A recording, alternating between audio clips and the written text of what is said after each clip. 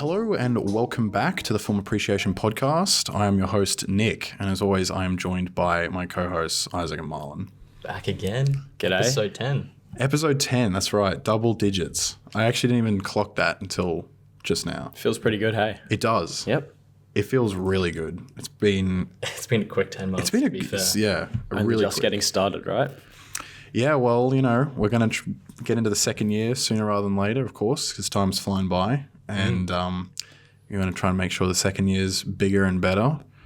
And yeah, it's going to be a good time. Of course. And anyway, so this month, the first film that we will be talking about is Ridley Scott's Napoleon. It is I suppose, a historical drama and recreation of the person, the king, the emperor that is Napoleon. And it stars Joaquin The Phoenix. absolute goat. Sorry. You were setting that up, I'm sorry. And it stars Joaquin Phoenix and the female Vanessa Kirby. Yeah. And the female. My God. Yeah, nice, Marlon. Real good. Anyway. Really opening our demographics When we there. get to Jeanne Dielman, you're going to be the guy we critique. Yeah, the Jeanne Dielman was made to target Marlon. Anyway, so what did we think about Napoleon? Wow, it's a bit of a loaded question, man. Relax. I don't know. I kind of felt it picked up its pace quite well as it went along. I don't know. The thing is that there's not a terrible amount of analysis that you can apply to something like this because it's a historical drama. So it's just adapting the history of which I don't think any of us are particularly versed. No, but of which other people appear to be and are just complaining. Yeah. And complaining. But the one response I would have to someone who goes, oh my God, this fictional movie is completely not accurate. You go, well, obviously there's going to be some liberties taken in regards to certain details. So I don't know if you can be completely upset unless it is just straight up wrong, which I don't know. But I mean, we mentioned this before we started recording that there have been a few directors who've tried to adapt Napoleon's life, and it's just kind of impossible. And this is one of my critiques of the film that we'll get into is that his life and all the massive things that happened to him spanned over 40 years, and it wasn't just a couple things happened in that 40 years. There was just tons of stuff all the time, and all of it was incredibly relevant. And so it's almost impossible to adapt his life. And I was going to make this point straight away is that so the film was what was it, 2 hours 40, I think? Something like that. 2 hours 43, I think. Yeah, and so there's been two other really big historical dramas this year, Killers of the Flower Moon and Oppenheimer. And I'll take Oppenheimer as the example. So Oppenheimer is longer than Napoleon, yet it only covers 5 years of time. And it does that in a really detailed way, and you feel like you get the full picture. Whereas when I watch this movie, because it's trying to do so much, I just don't think, even though I think it's a good movie, I just think it's basically impossible to do this faithfully. And I think what we find is that Napoleon in this movie is a bit one-dimensional. I don't think he's a very, and he's your character that you're supposed to be investigating. And he doesn't come across as someone who's nuanced, which, I mean, when you're investigating a specific character, you generally want to make them nuanced. So I don't know if that could have been done better whilst also covering the span of his life. Yeah. Unless it was a very long movie. Well, so apparently, so Apple TV produced it, and when it's going to come out on Apple TV, the original cut was 4 hours, and they're going to put the 4 hour cut on Apple TV. And I was saying this, I was talking to someone about it, and I was saying I would actually watch that movie again. I would wait a while, but I would watch it one more time, and I would watch the long cut and see if it's better, and I think it probably would be. But it was a movie worth seeing in the cinema, as the scope of it was very entertaining. Yeah, if you're not sitting behind a giant, absolutely. Yes, you were. I was. Anyway, one thing I did want to, I suppose, praise in Napoleon was most of the battle scenes, particularly the one on the lake, the frozen one on the lake. Yeah. I thought that was gorgeous, and not in a, pretty gorgeous as in it was a brutal gorgeous. And I suppose that's one of the highlights, that and the first battle scene. I was going to ask you, because you said to me, because you guys saw it together and I had to see it later, and I was going to, you said to me there was a shot in the movie that was one of your favorite shots, and I don't know what that is. Oh, well, for me, it's like a very little sequence, and it is in that lake battle scene, and it's when the men are going under. Oh, and it's yeah. underwater, and there's the blood like just spreading throughout the water, and just the blue and the red and the white of the ice contrast so beautifully. Yeah. And I was like, wow, that looks really cool. Yeah. And just beautifully shot. And for me, that was the highlight in terms of the cinematography. And it just almost went by too quick. And it was a really like intense, devastating, like thousands and thousands of men drowning and dying under a lake. And that was one thing is like for me when I wanted to, like I was excited to see the movie because of the sort of scope of it and the battles and everything. That's what I was like paying money to see. But they focus like almost half, if not more than half, on Napoleon and Josephine. And I didn't care. That's what I didn't said care. to Marlon after, is like a large part of the movie is Josephine. Yeah. And you just do not care at all about her at Yeah. all. Like you go, And that's about it, I feel like. I think that might be due to poor writing.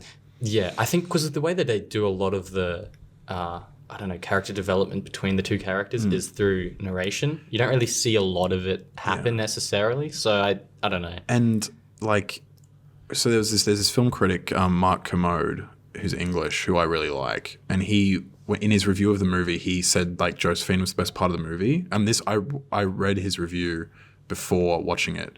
And he was like, oh, she was a really sort of three-dimensional, like interesting feminist character and like more interesting than Napoleon himself. And then when I watched the movie, I did not feel that at all. Like I actually felt she was kind of Yeah, underdeveloped. what would make her three-dimensional? I don't necessarily see. I didn't really understand it. I was thinking it was going somewhere early on when she had an affair and she kind of started dominating him in some ways. Having the power over him. Yeah, but then like they just never kept going with that. You didn't see Unless any of that. Is what supposedly makes her nuanced is like she's kind of stuck in between a couple characterizations where she's dominant but she's also submissive, where she's like, you are nothing without me, but then she's also like, don't leave me, you know. Yeah. So I guess rather than just being like this character who's like, oh, Napoleon, you're the best, man, I love you, she's like, you know, sort of got some sense of control over him as well. I think that maybe is what they mean by saying, oh, she's a three-dimensional character. But I don't think it really is that well developed, you know. It might be the case that it's that way, but it's also like, it doesn't do much, you know. It doesn't really say much about Napoleon as a character, or maybe a little bit, but it's not like, again, it's not developed. I think that's probably this movie in a whole, is it's like, it says stuff. Yeah, It does I things, agree. but none of it is very developed. I think a big thing with it as well is what depth or dimension that the characters have. I think is due to the actors. Like I think Joaquin, and I've been reading about it that apparently they had to change the script every day because he just ignored the script and he was like, I'm just going to do whatever I want. And they really like it was good, and obviously, and so they were like, we'll just let him kind of do what he wants, and then we'll like Let him cook, bro. and then they'll just shape the movie around him. But like there were certain scenes, especially between the two of them, where I just thought he was so fantastic. Like there's that part where he's really horny, you know, and he starts like stamping his foot and like a dog. It was so weird, but it was so funny. Like the whole cinema that I was in just started laughing, and the movie was surprisingly comedic. Like a lot of people found a lot of it really funny. I would agree with that. It was pretty damn funny. Yeah, and I suppose that is another thing is, for me, when I'm watching a historical adaptation, in any sense, I would like it to be more so serious than not. And sure, you do have to find a place to have comedy in a film, because otherwise it is going to be bland regardless. But some of the comedy in this almost felt completely unnecessary or based on pop culture from now, in the sense of the succulent breakfast. Oh yeah. Like that, I swear to God that was taken from a succulent fine Chinese meal. Yeah. Just because the delivery, just the phrasing, etc. I swear. the way the guy looked. Yeah. You know. It's like, Yeah. get your hand off my, you know. I It's think like, that We can play a clip of that. we can. I think there's a lot of again, this is more Joaquin. I'm pretty sure is that because obviously Napoleon, and I agree. You know, for historical accuracy, the movie should be serious, and obviously Napoleon was not a good dude at all, and did some really horrific things. A lot of which isn't actually shown in the movie, which I think is to its detriment. But I think Joaquin wanted to like take the piss out of him. And that's why there's a lot of sort of comedic moments. Like I know for a fact that he improv'd that line where he goes, "Destiny sent me this pork chop," or whatever he said. Because Napoleon used to say sort of that avant-garde, boastful shit all the time. And so Joaquin's going, "Destiny sends me this pork chop." I quite enjoyed it. I definitely understood where they were going with it, is like they sort of just degraded him. Even though, it was kind of entertaining, but also it didn't really fit because he was such this weird loser, yet he was this godlike, battle strategist and general and all this sort of stuff. Yeah, that's what they sort of do. They blend him as this like kind of an idiot, Yeah. They kind of go like when, for example, Josephine's saying about like how he has his misguided ambition and how he doesn't he has no clue what he's doing really, but he's an absolute genius when it comes to battle strategy. So. Yeah. I think it's an interesting blend of like the fool and the genius. I think that is pretty interesting. But yeah, I don't know. I think with the casting, it is a brilliant job to cast Joaquin Phoenix. It wasn't like, it feels interesting. Like I feel like to see him in that role before watching the movie kind of felt weird for me, but Yeah. he definitely fits it. I definitely like eased into his performance and then eventually like actually bought him. Like when it started off, because Joaquin's so big now, Yeah. I was like, oh, this is Joaquin and his acting. But then I actually like got into his character or his portrayal of it. I thought, on another note, obviously as a period piece, the score was more than appropriate. I assume that it was from that period in time, as in similar instruments and instrumental pieces, which I did like. And in terms of just swinging it back to the comedy quickly, the coup scene. The coup. Oh, is where that? Napoleon does the takeover with the other two men. Yeah, and he gets pushed out of the building. Chased out of the building and runs chased back in. I thought that was quite amusing. Yeah. And that got a big laugh in my cinema was in when a they sort said of- like, we're going to vote now. Yeah, in a sort of silly humor kind of way. That was funny. But some of the other humor I found too over the top and too out of place. An interesting sort of critique that I thought of, and the person I saw it with agreed, was that it is super distracting that the whole thing, like there's French flags everywhere, like because it's obviously set in France, and it's a French story, and the music is in French, but Joaquin Phoenix is an American, and everyone's speaking English With British accents. and Vanessa Kirby is super British, and I don't know. I thought it came across While a they're little, also going, "We hate the Brits." yeah, and it's a thing where I'm watching it going like, you're not fully engrossing me in this story because it's like a commercialized thing. I think this movie would be way better if it was made by like a French director and with French actors in it. the French language. It would have a sense of authenticity The one to thing it. that I dislike more than obviously than just speaking English, because obviously it's made by people who speak English. Yeah. That's going to be the case. Is when they mix in them speaking French or something. Like they don't really do that in this movie, but when movies do that, it's so dumb because then it implies that they're actually speaking English rather than it's being auto-translated. You know what I mean? Yeah. And it's that annoys me because it's just stupid. But I don't know, in this movie he says petite once. Obviously petite is also a word in English, but it's obviously used because it's a French word. It's like kind of brings you out of it. Watching this movie is like watching a Ghibli film dubbed, where you watch it and it's okay because the dubbing, you're watching the dubbing version, and so you get into it. But also it's kind of distracting because it's like, you're a Japanese boy and all this stuff, and they're speaking English, and it's like, okay, what? And everything's written in Japanese. Yeah. And this is the same thing. Like, it's so French. And, Napoleon is one of the most, revered and iconic French, historical figures. And yet, it's in English, But I understand why that is because, I'm glad that a movie like this is getting made, and it was like $200 million budget. And I think the reason that it would have been able to get funding is because they were like, well, we've got Joaquin Phoenix and it's going to be in English. And it's going to be made directed by Ridley Scott. Yeah.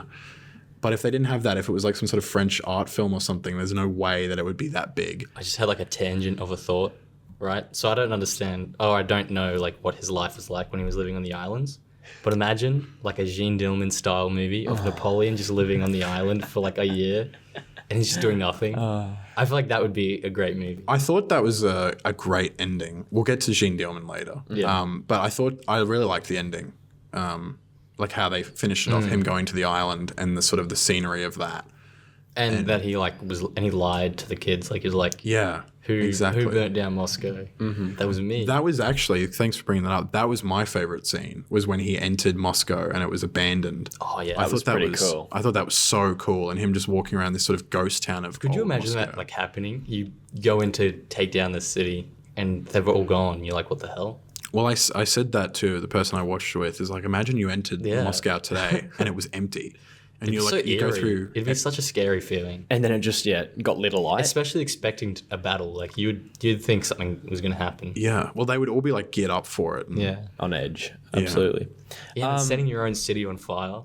It's cold. That's a big baller move. Yeah, it is. Did you guys notice that most of the battles had like a lens, like a camera lens on them? No, I I mean, wasn't what do you really mean, like focusing on it.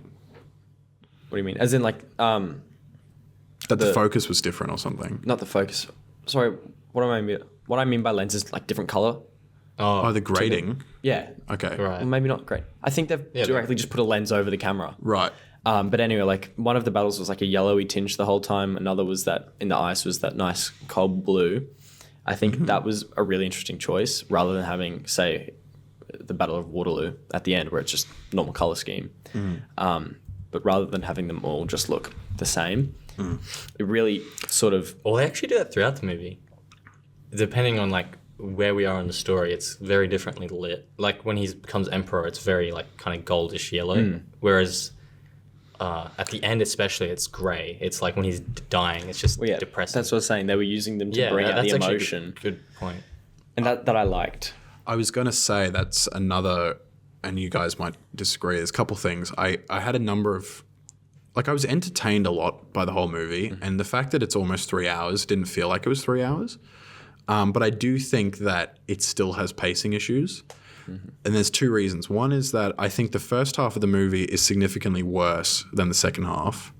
Because in the first half is when it's super choppy. And we're going through, we're just jumping years after years. And I had no grasp on anything that was happening. And he became emperor. And that happened so quickly. And I was kind of thinking, the movie starts with them rebelling against the monarchy just for them to reinstall him as emperor like 20 minutes later. And there was just sort of no context for it because the years jumped by. And as I've said, I didn't really like or didn't care about the Napoleon Josephine thing. And so when you get to the second half of the movie where she kind of becomes more irrelevant in the story and it's more about his campaigns and his like downfall, that's where I thought the movie was more streamlined and I could understand everything that was happening and it was more interesting. I don't know. Do you guys think that's fair? I mean, to be fair, it does happen really quickly. The first battle he's in, where he does that one amazing, I guess, strategy against the British and brings them all down from the inside out, whatever. And then, as you said, it jumps like that. But I mean, I felt the pacing was fine in the most part, just because it didn't feel. Well, it was just incredibly just the jumpiness of it all, like the jumpiness of the story. I wasn't grasping anything that was really happening. The only other thing I would say is like, I think if they had developed sort of the instability in France after revolting, which is sort of what's going to happen because they have to adapt to new rules and new leaders and so on. If they had developed that by actually having it happen in the story rather than just being like, the leaders are corrupt, at least Napoleon says so, And also like if they had developed the motivations for why the guy was telling Napoleon he should become emperor and Napoleon's own motivations. Obviously, like we can assume like, he wants to be a badass motherfucker, so that's what he was going to do. But because earlier in the movie, I think he was very in favor of getting rid of the kings, or the monarchy, I should say, and instilling, a republic. Yeah. But I don't know, like they seem to just flip instantly on Napoleon's views. Yeah. I mean, that might be to say something about his character, but again, I don't think that's obvious enough. I think and that's the fault, I think, of the time jumping and everything. Yeah, and that's what And they have to do that because, again, this is a story that's all of the most important things are decades apart. And there was also all that stuff in the middle that we don't even get to see of, added context and would have, richened the story. But I was going to say, in terms of the pacing as well, I think in a lot of these stories, biopics and everything like that, the two most narratively interesting parts are the rise and the fall. Mm-hmm. I think everyone would agree with that. And I'm just off the top of my head, when you think about like The Wolf of Wall Street, for example, it takes like over an hour before he's really rich and doing well. And you see him like build the business. And then as soon as he gets to that point of he's like super successful, they immediately introduce the FBI. And then his downfall begins pretty quickly because they're both the most interesting parts. If he's just rich, it's not that interesting for more than like 5 minutes. And I felt with Napoleon, I thought he rose super quickly, became emperor, and there was a plateau for ages where he sort of had no dramatic challenge significantly. And then his downfall was kind of towards the end, and it happened quickly as well. And I felt that plateau of nothing for him structurally is changing, I found a little sort of underwhelming. And I think the threats of that sort of the fall beginning, like, he's going to battle with, the Tsar, he's going to battle. They were very, like, set up to be shown as weak or, like, that Napoleon would easily win. So it wasn't even like, oh, my God, he might start to go down now. You had to really just sit there and be like, yeah, okay, this is just another thing. He'll be fine, Yeah. Well, two things. I think with the thing about him and his changing view that you brought up between a republic and the monarchy, I think they tried to use Josephine in parts to try and establish that changing of views, or in the sense of as in she would say bring something, it up, or? Not directly, again implied, but maybe that's actually a good point. Just again, I can't remember exactly, but A was the you don't know what you're doing, and she reiterated that a fair few times. So on that note, that's all I wanted to say. But then on the I guess it's not even a bell curve, but the up and down, the rise and fall, they do try and start his fall in that Russian war.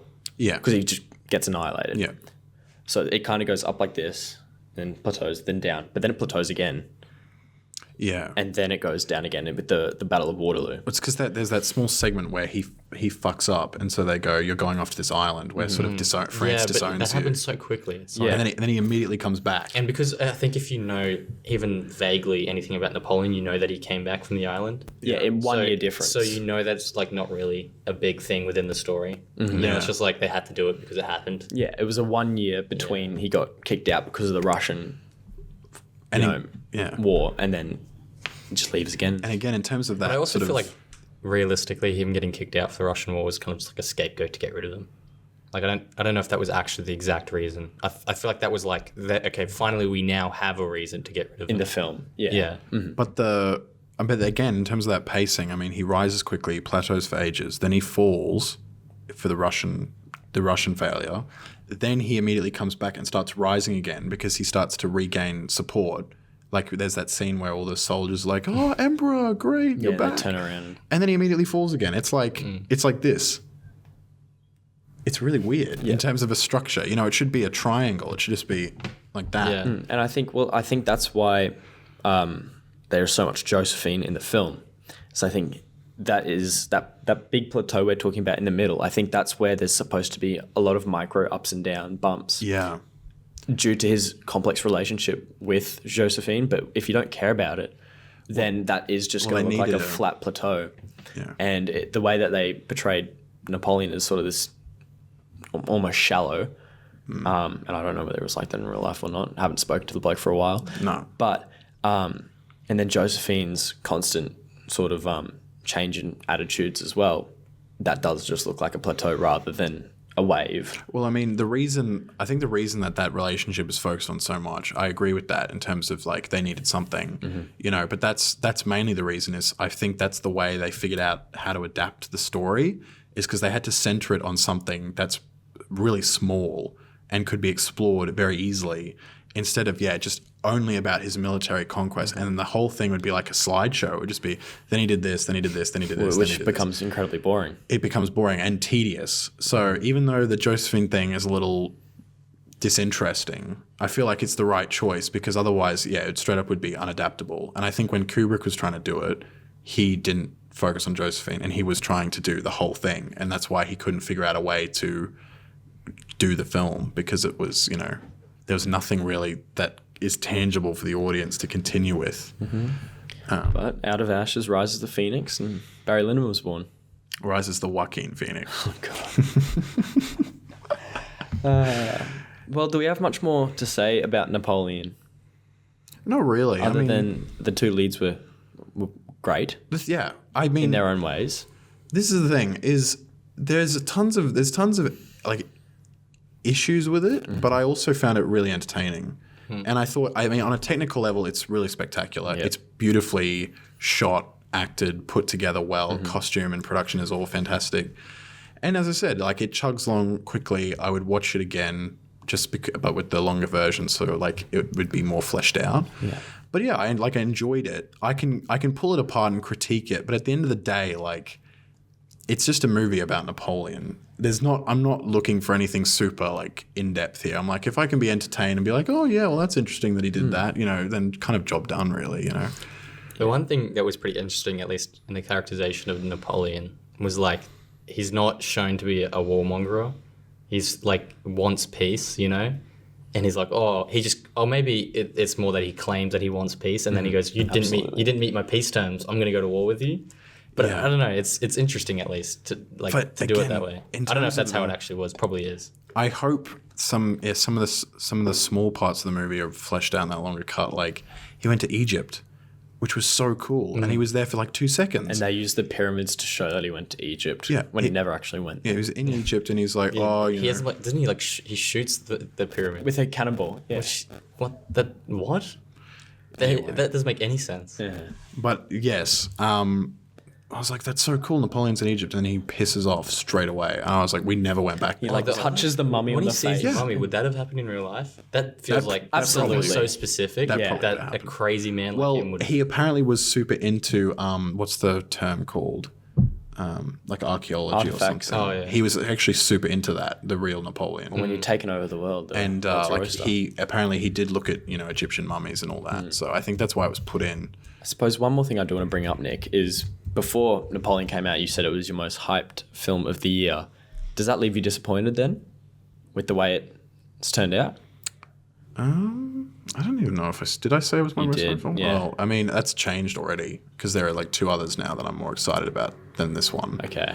But no, I mean, I watched it and I enjoyed it. It's a shame because I just don't think it stands up to the other 2 big biopics from big directors this year that I've already mentioned, Oppenheimer and Killers of the Flower Moon. And Period Piece. It doesn't, Oh, so I think you said the third one. I was like, what? No, but so Napoleon doesn't stand up against them. And so that's a little disappointing, but that's a big ask Yeah, I was gonna to say, be as good as those movies. Tough year for him. But no, I enjoyed it. And as I said, there are other movies that I'm more excited about anyway, so it's all good. Classic pause there. All right, so what is that time for Ratings, yeah. Marlon, you can I'll go kick it first. off. And as per the FAPS tradition, what's a podcast without a 7? I hate to do it, but yeah, I was thinking a 7. I think it's not like average enough to be a 6. Like obviously it has its problems, but I think There's too much like good stuff in it Yeah. to not be that. And the fact that it is enjoyable to watch at the end of the day. Yeah. And the fact that it's long and it's interesting is an achievement in of itself. To make anything long that can hold your attention is a good thing. So 7 as well, actually. That was a perfect 7 again. God, I love It's FAPS. inescapable.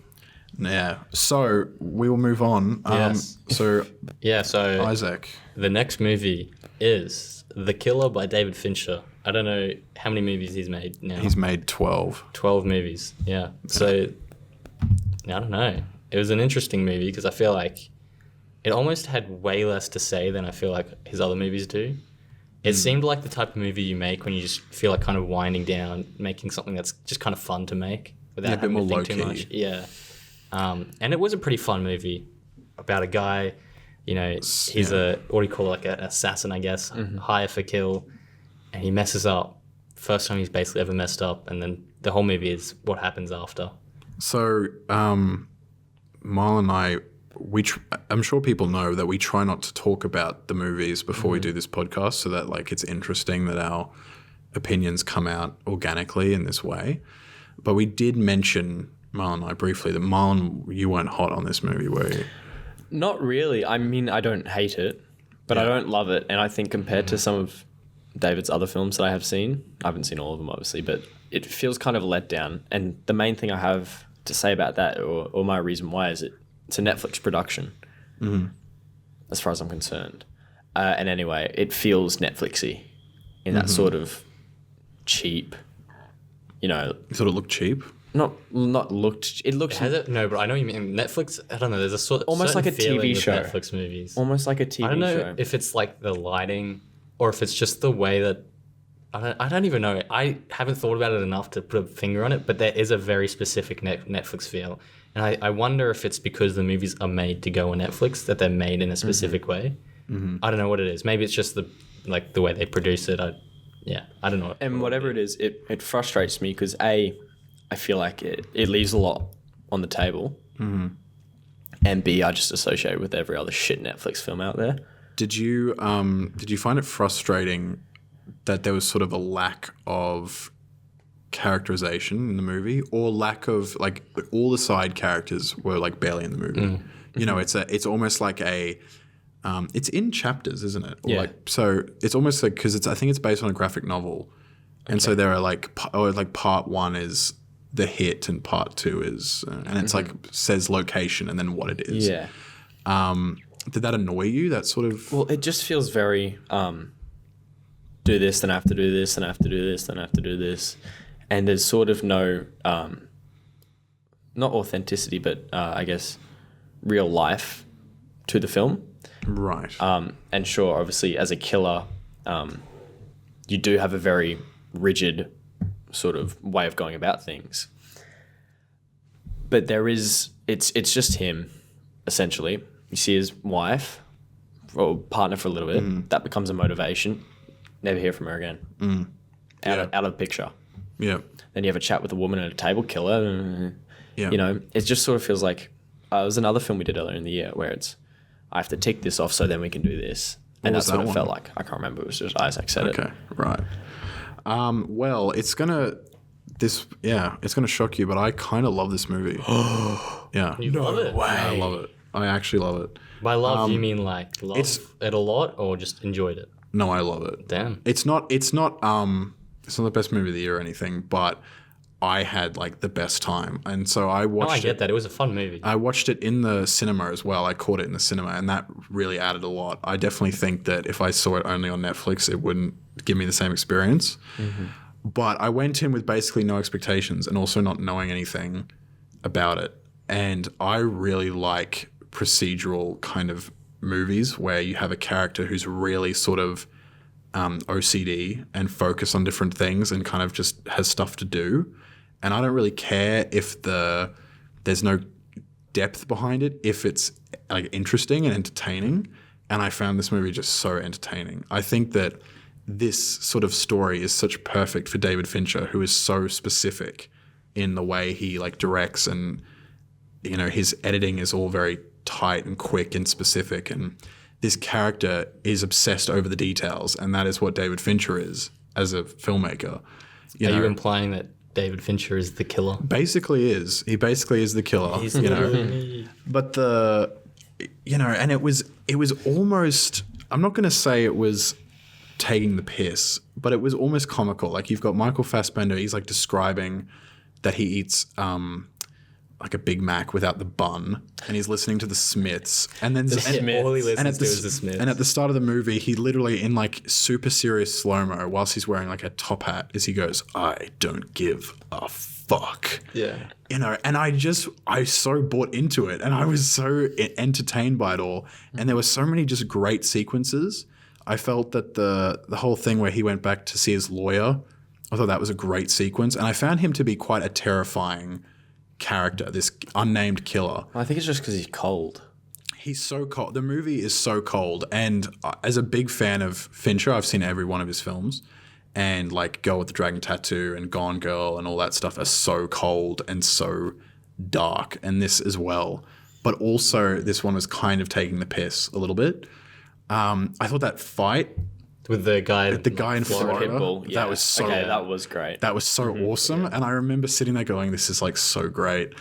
And I was just so entertained by it. Like the whole time, I was just having such a good time. And like watching this guy do his stuff, and I found his commentary really funny, and just the things that he would say, and like when he did the hit and it went wrong. That whole part where he leaves the hotel and he's like shaving his face and he's doing all this sort of crap to get out. I just thought that was so good and so interesting to be like, it's like so specific. The mind of a killer. The mind of the killer. And it's so specific. But then it also has these like glaring contradictions. Like he says, empathy. You must avoid empathy. Follow the plan. But then the whole is him getting revenge because he's empathetic. He's got a partner. He's empathetic. So it's like immediately contradicts, his whole philosophy, which I actually find quite realistic. Is you probably would have a killer like that who would think like that and think he's the shit, and then something bad happens to him and he would go, "I'm gonna get revenge." Yeah, and he wouldn't realize like that there's a problem there because he's just so deluded, Yeah. Yeah. But like what did he go? He went back to his storage unit and he's like, imagine my storage unit on Storage Wars. Yeah.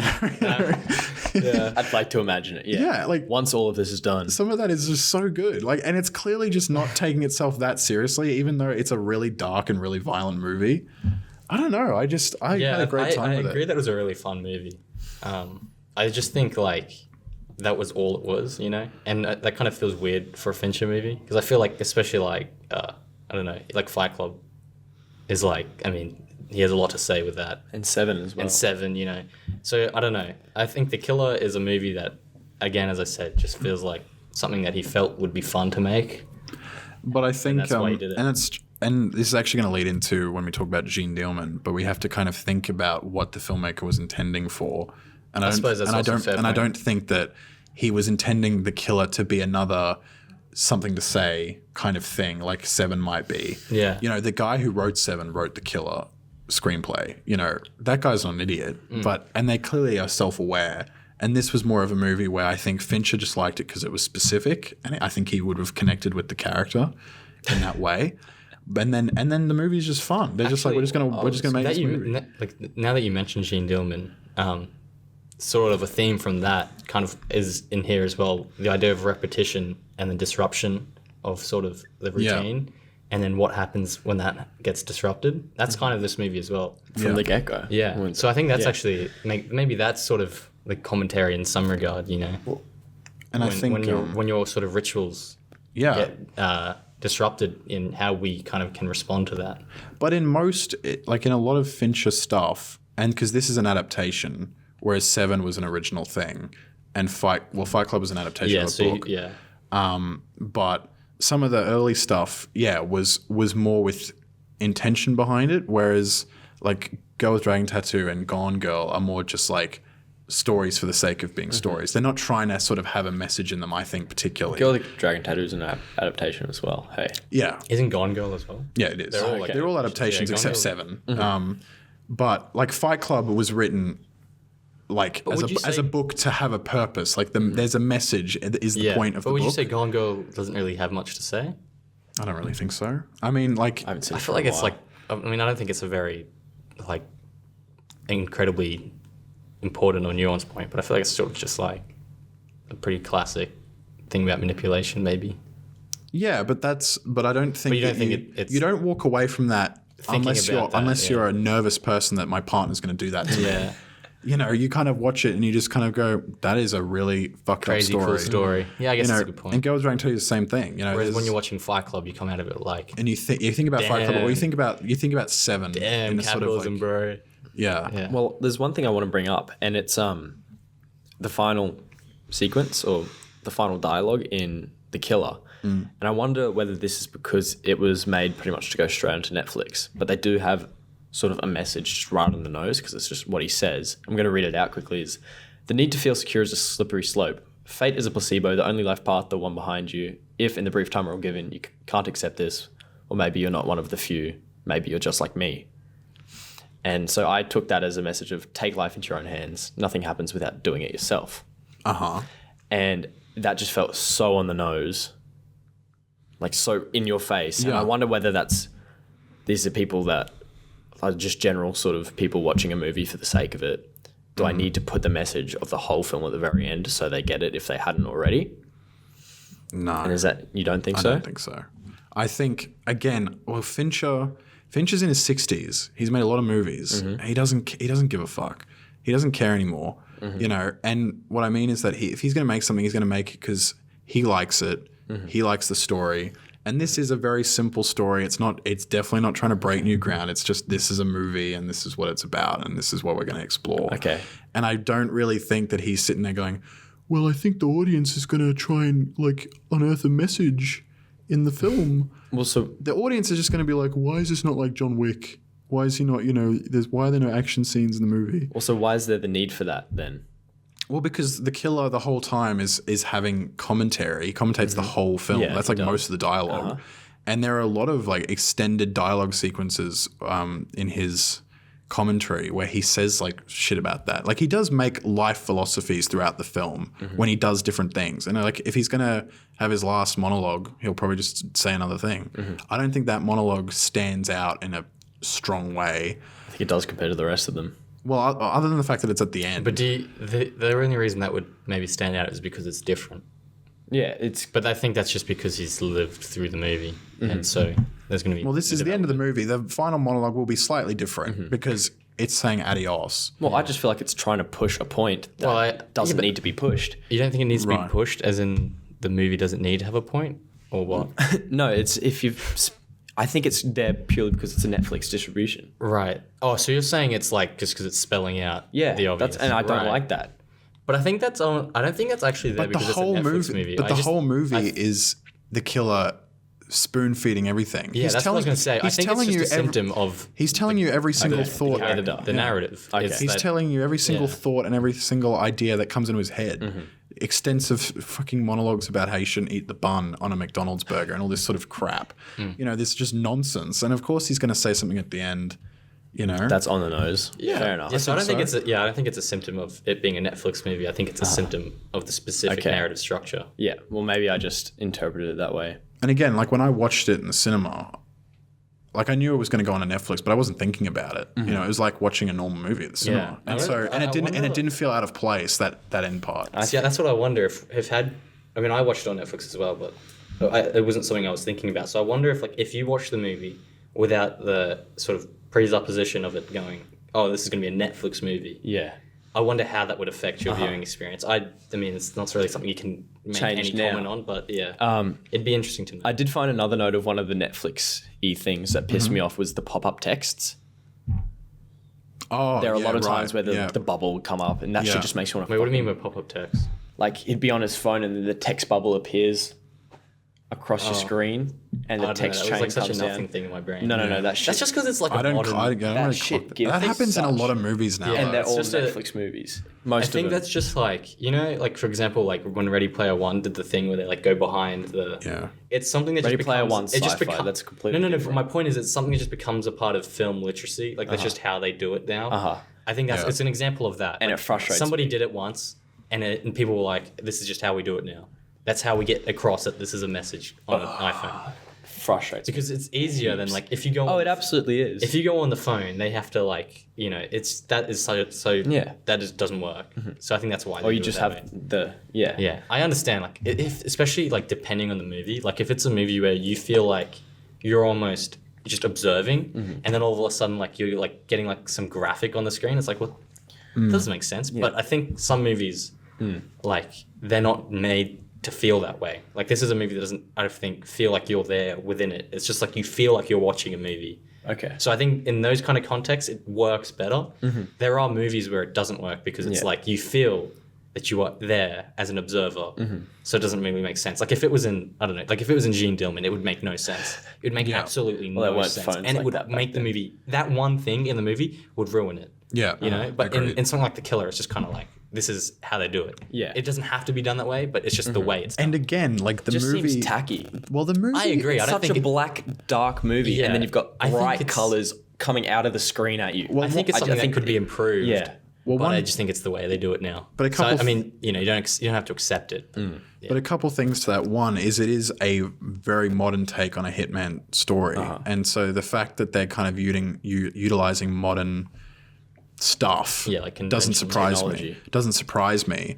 But also, again, like the movie Loki is a little bit cheesy and a little bit tacky. Like Yeah. it's No, I definitely get it's that. definitely over the top. And so the fact that he's pulling out his phone and texting and all this shit, it just adds to No, I it. don't have the problem he's texting. I just have the problem that comes up. On Yeah, the screen. but I do think that just sort of adds to it. I think more with what Isaac was saying about that's just sort of the modern method at this point. And which I don't like. no, and fair enough. I mean, that's a preference. I mean, I don't really care. I just kind of look at it and go, okay. And then You know, move on. I think though, yeah, this is a sort of movie that is almost very self-aware of its like, I don't know, its nature as a pretty simple movie. Yeah. and it plays into that, and it makes it fun from doing that. It doesn't think that it's like reinventing the wheel. And It's especially just having if a it good thought time. that you it was know? a movie that was very serious and very important, different, and groundbreaking important, film. You know, and It's literally called The tried Killer. to do that. Then It's called The Killer. Then it would be something that you go and watch and go, "What the fuck? This is so shit, like so bad." But the movie knows that it's just a really kind of fun, simple. You know, you watch it and you have a bit of fun. You enjoy the characters. Yeah. You know, maybe you're challenged on a few points because he says something that's interesting. You think about it. I think it realizes that, so it plays into the fun of it. I mean, like even just him listening to the Smiths when he's killing people or trying to kill people is a funny. hilarious It is idea. funny. It Most sane Smiths film. yeah, Yeah, it like plays into the male manipulator. It of makes the it. It Smiths makes it. listener. Yeah, that's the other thing. You know, you get that sort of from culture, outside. yeah. Yeah. But immediately, in terms of like the opening credits are so cheesy. Like it's like an 80s cop show. Like it comes up and it's like the super close up on the sniper scope and it's Yeah. like the killer, dun dun dun, David Fincher, and the text is all warped and it's like I was just like, okay, this is exactly we're getting into something like this, you know. Yeah, I really like it. I like it a lot. I haven't seen it a second time, and I saw it like a while ago, like over a month ago now at this point. So when I give it a rating, it was based on what I felt when I finished it.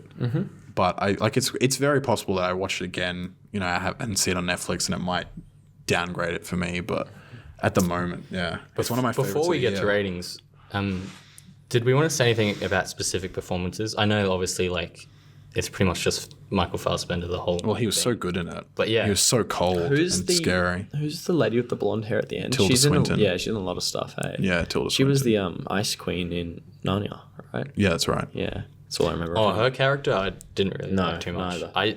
Her as a like, you know, when she comes into things, it's kind of like, you know, I don't know how to explain that, but I've got a note here that just I've called it a bell curve ass movie meaning in the sense that what's kind of average, picks up and then dips again. Okay. That's- But that's yeah, how I don't saw know. it. Something about I just think like from especially Doctor Strange, her character in Doctor Strange. sort of Oh, yeah. carries over in the back of my head when I see her and other stuff. You know what I mean? So it kind of projects onto whatever role she is now. Yeah. And that I don't know. I didn't really enjoy her in this, but she wasn't in it enough. She's in it for like 10 minutes. Well, she Yeah. feels like the second biggest character to me, I agree. No, she's the only other which one. is such a problem. She's the only other one apart from like the lawyer that really Okay. has Actually, something to that say. I was it. think, right? But I mean, like, basically, you've got that. There's the taxi driver who he kills. There's the lawyer.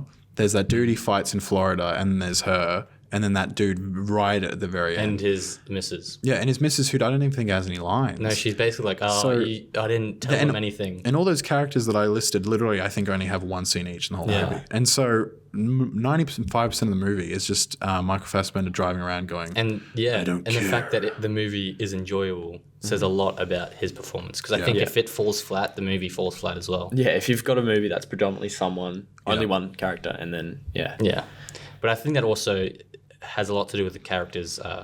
I suppose how the characters are written. That's very important as well. It's not just the performance.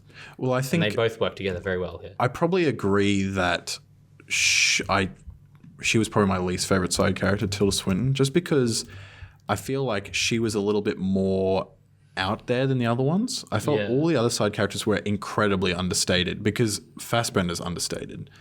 And he's kind of, he's cold and he's expressionless.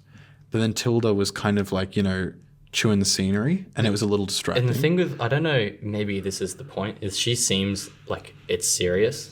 You know, when she's in there, she feels like a character that isn't playing into the sort Yeah. of jokey Yeah. goofiness. But maybe what is actually happening there is it's like taking it to that sort of extreme seriousness to make it itself goofy. I don't know. I'd have to rewatch her in the movie, but I don't know. It just sort of felt like not as good. I guess that's all I have to say. Really, is it just wasn't as enjoyable, her scenes, as the rest of it. I mean, like the scenes with Florida, that whole Florida That's so good. section of the movie is great. Like that. That Pitbull. There's not much dialogue, and that is what works. There are a few times, like I remember when I saw Once Upon a Time in Hollywood, and at the end when the hippies attack the house, and I remember like when the violence started, I just started like screaming. Like it was so good. I was going like, this is amazing. And I had a similar thing during the fight when he fought him in Florida, but when the pit bull started chasing after him and like smashed straight through the glass, I remember like I yelled out, I went, what the fuck? And I was so like entertained by that. I was like, that's so epic. You know, it was such a good sequence. They're freaky dogs. There they are. Like they're shredded. You see the jump Yeah. it held on it? Like It's crazy. to the top of that fence. You reckon you could take down a pitbull? Like he wants you dead. Like he's going crazy. You reckon you got him? Just. How many pitbulls? So just one pitbull then? Just one. Maybe two.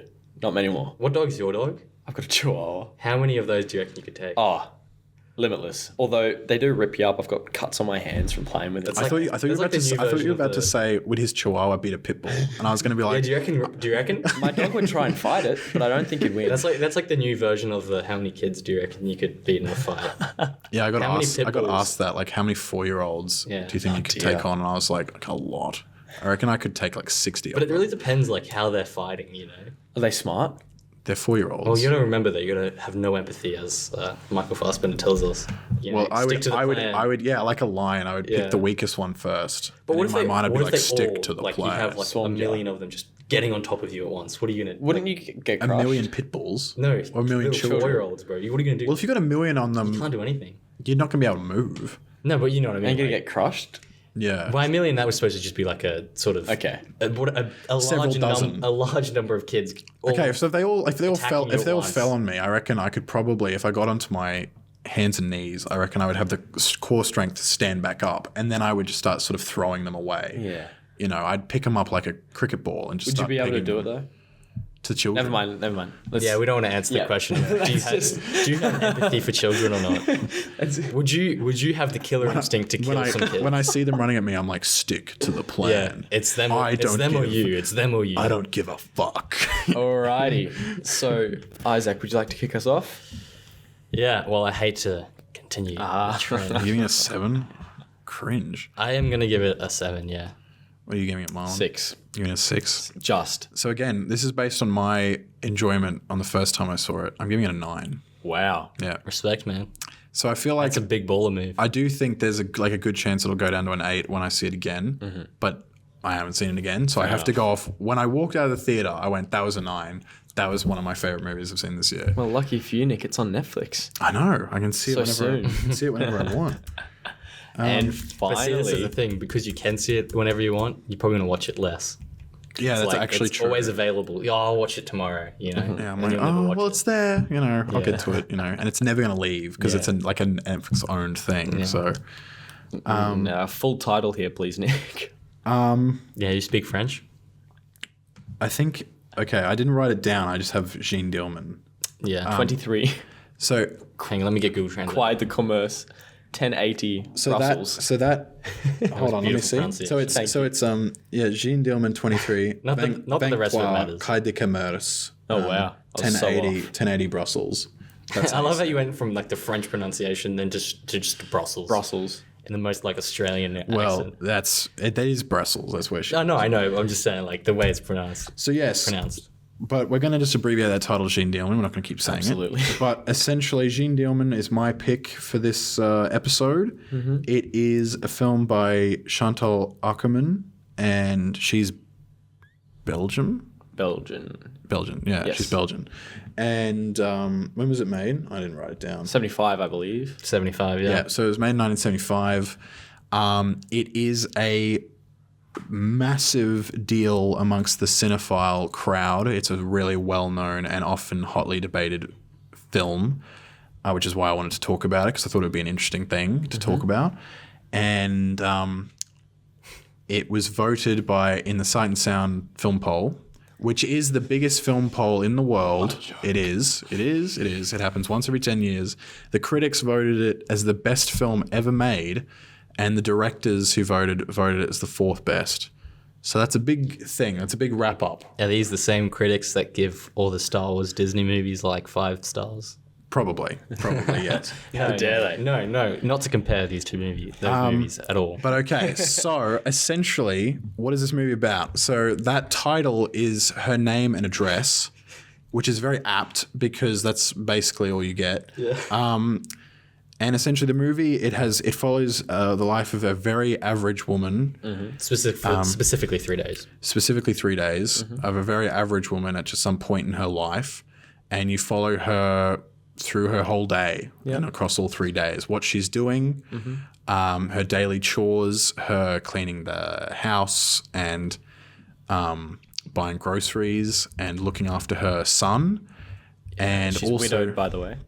she is a widow, which is definitely an important aspect to her character. And she married young, I believe.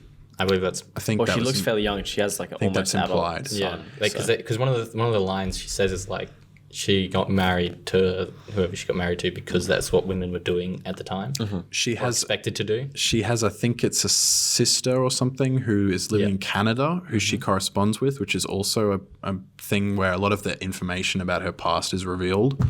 Yeah, And she's also a prostitute, as it seems. Yeah, we forgot to mention the most important. She's a prostitute, which kind of leads into the sort of the only eventful thing in the whole movie. The twist of the movie is that something happens.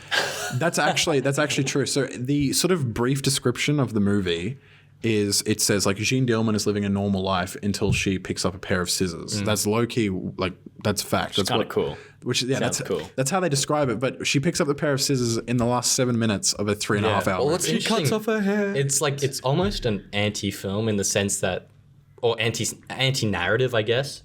Yeah. In the sense that, like, you know, we have the typical like hero's journey or something along those lines. There's a reason the story is being told. Obviously, there is a reason why the story is being told, but it's sort of because of the fact that there's no story really being told.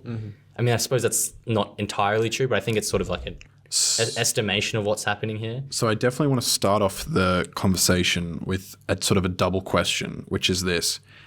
Why do you think this movie is so revered as such a masterpiece of the cinematic art? Okay. And did you like it?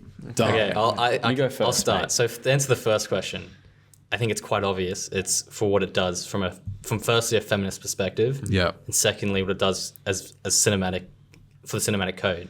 Yeah. To answer the first point, I think the most interesting thing it does kind of also overlaps with the second point, is what it does through, instead of using sort of the male gaze as the central like thing that's viewing the movie, it is 100% from the feminist perspective. The movie is the feminist perspective. You know, we have this character who is a housewife basically. She obviously isn't married technically anymore, but She's still performing like and you she get is. the sense of a woman who, rather than experiencing like sort of time as this linear, you know, we're progressing as the typical like sort of masculine view on things, it's cyclical. She's just repeating over and over. And yeah, that's sort of the perspective we get of the woman in that time. And then, did I enjoy it or did I like it? Was it the question, did I enjoy it or did I like it? Did you like it?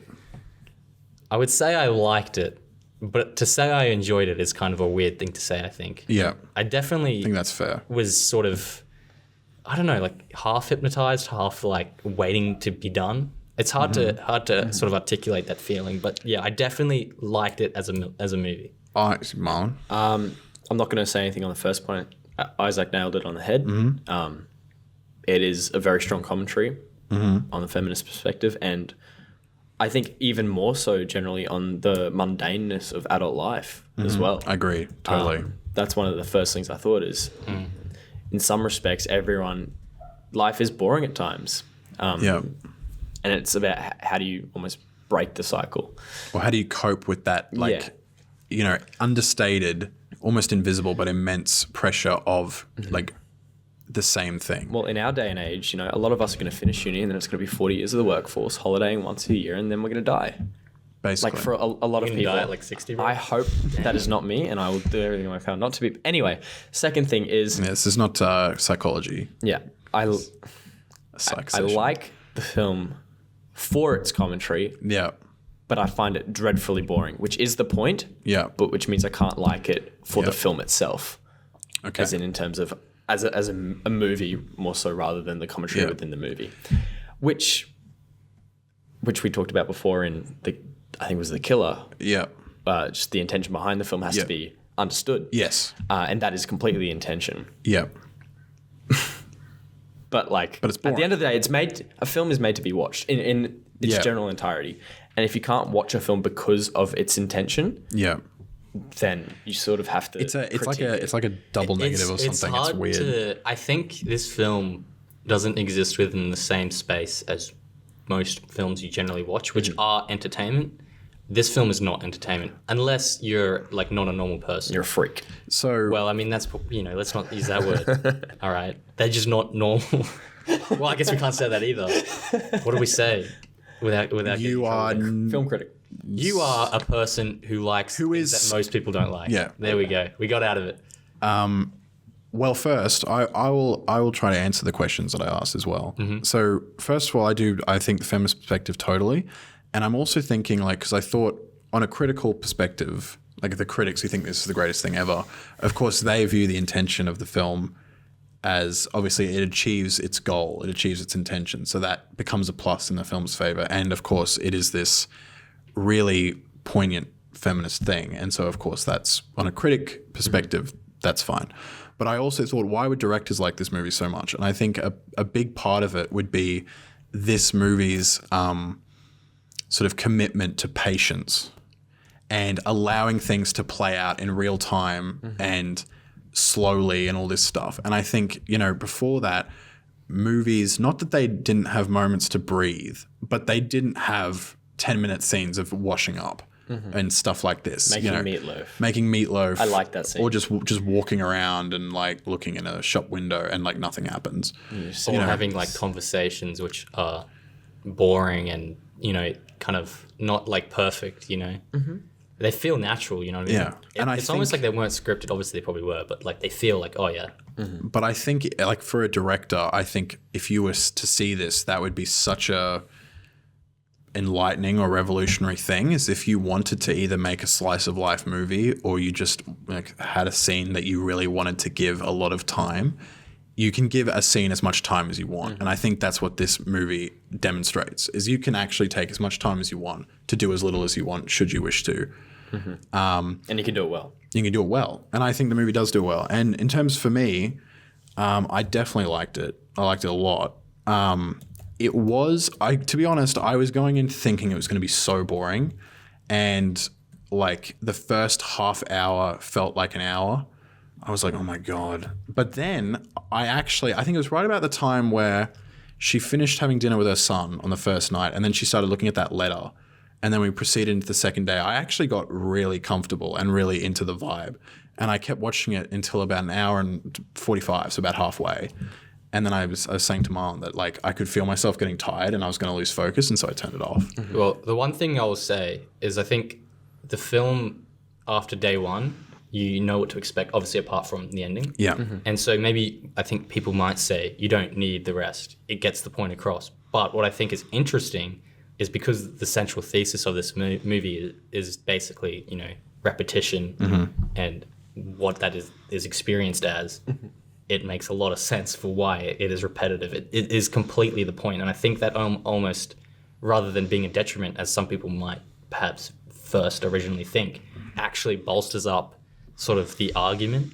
Because the fact that you're bored watching this repetitive thing isn't exactly the point. It is it shouldn't, I think, for the time, if a man was watching this as someone who's like, this is the life of women, this is what should be done, I think that is something that could possibly actually be experienced as enlightening, going, oh my God. Hit them really hard. Oh my God, this is so boring. They live like this? Because I think generally the way people experience life is, of course, there are moments of empathy and putting yourself in other shoes, but you aren't thinking like Like, for example, when you're not at home with your family, are you really thinking about what your family are doing when they're not home or something? No. You're not really. I think You're in your own world. I think that's what would be so special about this movie for the time is, I don't know how, I mean, assuming by how popular it is, it did have that effect. Yeah. But yeah, I mean, that's what's interesting. And I think what would make this film, or does make this film even more impactful, is that sort of it's expressing the singular experience of the woman in this time period specifically, but it also sort of expands out to the universal of the human experience in sort of a society that's set up the way it is, sort of a productive based or role based, I guess, society. And I think that's what's super interesting, is that whilst it is specifically the singular experience of the woman in this time period in this society, and I guess even maybe just the woman in general, it also expands out to the human as a whole. And that, I think, is also why it is able to connect as well to someone who's watching it without having experienced it necessarily. And I just think that is why it is so impactful, is it just connects to anyone. I think also your earlier point about it's almost hard to critique this as a normal film because it almost isn't. I think that's a very valid thing to say. And I think in a lot of ways, and this is going to sound super pretentious, but I do actually think this is one of those movies that I would call like a piece of art in a weird way. I think it is. Well, It's you like something mentioned I said before, earlier. It's- Isaac. Well, you go. Oh, sorry. You said it. Yeah, sorry. It's the type of thing that like would just be playing in the background in a modern art museum. Yeah. And you'd sit there for a bit and you'd watch it and you'd feel it. You'd walk away and you'd come back. Well, you'd explore, you'd come back and you'd be like, oh, Like it's I the would, same I thing, would I get put it. that. I would put this with, and in very different ways, mind you, with something like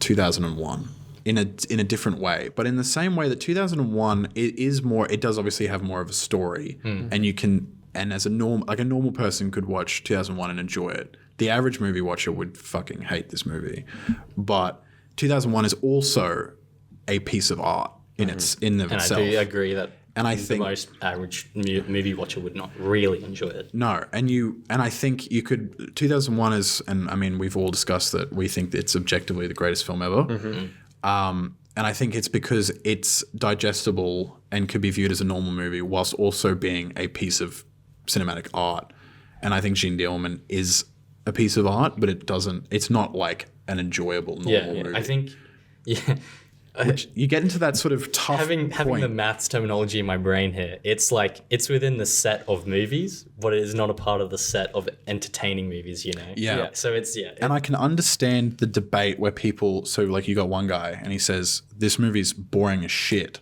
And then the next guy says, but it's supposed to be boring. But then the first guy says, but it's boring. And then because both points are valid. Yeah. Oh. Well, the movie is supposed to be boring, so therefore you can't critique it. But then you can also say, but it's a movie and it's boring. I was bored by this movie. How can I like this movie if I'm super bored? tricky to pick apart something where your contradiction in the critique itself just keeps going full circle. Yeah. I think it's a critique. Oh, sorry. It's something that your critique, the validity of your critique is entirely dependent on the perspective from which your critique begins. Yeah. If your critique begins from, this is a film, as I said, that isn't within the set of entertaining movies, so therefore it doesn't need to meet that criteria. But if you're saying that like entertaining is an element of being a movie and this is trying to be a movie, therefore it sucks because it's not entertaining, then you may be valid there too. So it really depends on how you were defining your terms. Yeah. And that's why it's tricky to come up with a valid critique, is because you're critiquing on two different planes of existence, man. Like it doesn't really work, and you can't communicate from different starting points. And I think this one is the ultimate sort of enigma to critique, because again, like I mentioned 2001, how it can kind of have a foot in both camps. And when I think of other movies, like off the top of my head that I think are like pieces of art, I think of Tokyo Story, I think of Stalker, or 2001. But all of them are also could be digested by normal people. Yeah. This thing, like, it is actually boring. You know what I mean? It is. It's tough. It's tough. And like all of those other movies I mentioned have stories and they have like progression, whereas this thing doesn't really, other than the last 10 minutes. Yeah. Although it's very subtle because obviously you can tell by the third day. Well, you can tell by the third day that she is changing. she's freaking She's out. getting tired. Slowly. and She drops her potato and all this sort of stuff. I overboiled my potato. The potato doesn't get dropped. Actually, I saw. She dropped the shoe brush. Yeah, so dropped the that was one of the toothbrush. things that a lot of people seem to like. She fucked up the coffee 3 People have times. this mistaken memory of her dropping a potato when shoe she brush. burns the potatoes. Yeah. She overcooks She drops the potatoes, brush. and then she And fucks she up the coffee. can't 3 make times. coffee.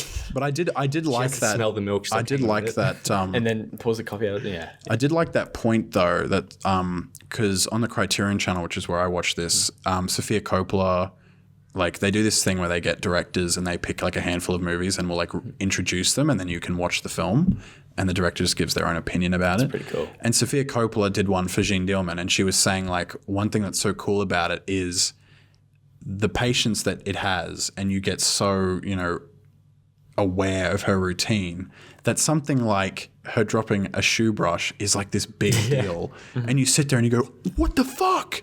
She dropped a shoe brush. In any other movie, you wouldn't even realize. But in this, you're so hyper-focused on the specifics that something like that is almost thrilling. It's like, whoa, Another, a shoe brush. I don't know how valid this would be. This is sort of on the spot thinking. Is sort of like there's no room for reflection or I guess even just like consciousness in a sense for her. It's always having to be actively doing the thing. And so there's a time in the movie where she's doing like nothing. She's like Just an hour to sitting. kill. And you see like she doesn't know what to do with herself. She has like this sort of crisis of being a person. And I wonder how that reflects the experience of the woman in this time, in the sense like, did they not have that feeling of like I guess like just consciousness, I guess, or higher order reflection? They always felt that they were within the process of doing something rather than thinking of the doing. May I interject here quickly? That's one thing I noticed with both of my grandmas is there's pottering, is what I call it. They're always doing something. And I wonder whether that's a thing of the time as well. Always got to feel like you're doing something, otherwise you're being... Well, it's definitely My wasteful or- grandfather apparently was like that in the sense Yeah. that if he would try and sit there and watch TV, and after 15 minutes he'd be like, I can't keep doing this, and he'd have to go downstairs Maybe and it's start just, I think gardening. that's generation. I think this is I think this is something that's filtered through to just people in general. I think it would probably be especially clear for the life of the housewife. But in the sense of there's this need to always be productive is something that just exists within, I think, people because of the fact that we live in a capitalist society, and that's sort of just how that works. There's always that drive for producing things. So that just sort of filters down. But I think what's interesting is, in some ways today, people aren't exactly that way. I think there's a lot more people who don't feel that they need to be as productive all the time.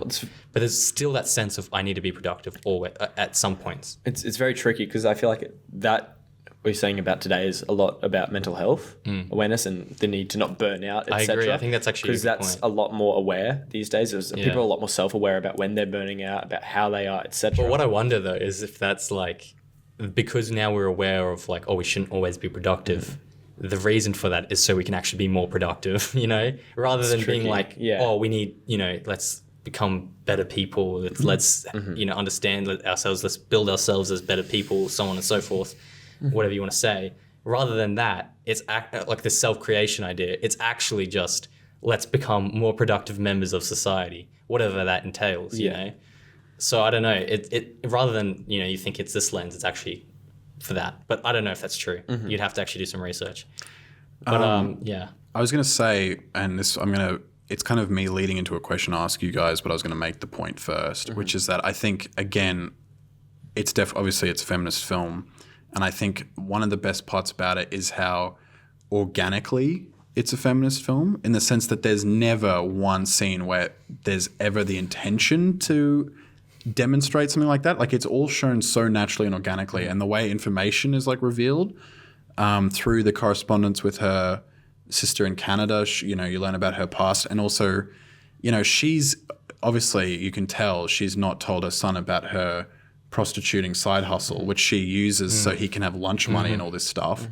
But then you have him saying to her, like, Do you ever want to get married again? Yeah, and like And talking about like when her dad like having sex with her. Yeah, how and still, like and how he pretend was to have nightmares. and how he was saying like, you know, just having sex with different people is disgusting or whatever he said, you know what I mean? And that did feel like a very organic thing to have happened. But it also as well, it contributed to I did actually sympathize with the character a lot, and I think that was developed really naturally and in a really subtly effective way.